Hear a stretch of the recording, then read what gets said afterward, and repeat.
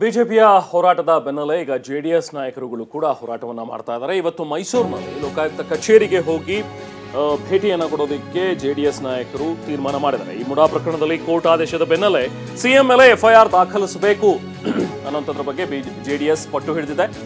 Mysuru Lokayukta ಎಸ್ಪಿಗೆ JDS ನಿಯೋಗ ಇವತ್ತು ಮನವಿ ಮಾಡುವಂತಹ ಕಾರ್ಯಕ್ರಮವನ್ನು ಇಟ್ಕೊಂಡಿದ್ದಾರೆ. ಮನವಿ ಮಾಡೋದಕ್ಕೆ ಈಗ ಜೆಡಿಎಸ್ ನಿಯೋಗ ಮುಂದಾಗಿದೆ. ಇವತ್ತು ಬೆಳಿಗ್ಗೆ 10:30 ಸುಮಾರಿಗೆ ಮೈಸೂರಿನ ಲೋಕಾಯುಕ್ತ ಕಚೇರಿಗೆ ಹೋಗಿ ದೂರು ಕೊಡೋದಕ್ಕೆ ಮುಂದಾಗ್ತಾ ಇದ್ದಾರೆ. ಜಿಟಿ ದೇವೇಗೌಡ ಅವರ ನೇತೃತ್ವದಲ್ಲಿ ತೆರಳಲಿರುವಂತಹ ಜೆಡಿಎಸ್ನ ನಿಯೋಗ ಮೈಸೂರು ಲೋಕಾಯುಕ್ತ ಎಸ್ಪಿಗೆ ಮನವಿ ಮಾಡೋದಕ್ಕೆ ಮುಂದಾಗ್ತಾ ಇದ್ದಾರೆ. ಕೋರ್ಟ್ ಆದೇಶದ ಮೇರೆಗೆ ತಕ್ಷಣ ಎಫ್ಐಆರ್ ದಾಖಲಿಸಬೇಕು ಅಂತ ಹೇಳಿ ದೂರುದಾರ ಪ್ರದೀಪ್ ಕೂಡ ಜೊತೆಲಿರ್ತಾರೆ. ಸೊ ದೂರುದಾರ ಪ್ರದೀಪ್ ಮತ್ತೆ ಜಿಟಿ ದೇವೇಗೌಡ ಇವರೆಲ್ಲರ ಮುಖಂಡರ ಒಂದು ಸಮ್ಮುಖದಲ್ಲಿ ಲೋಕಾಯುಕ್ತ ಎಸ್ಪಿರನ್ನ ಭೇಟಿ ಮಾಡಲಾಗತ್ತೆ ಇವತ್ತು.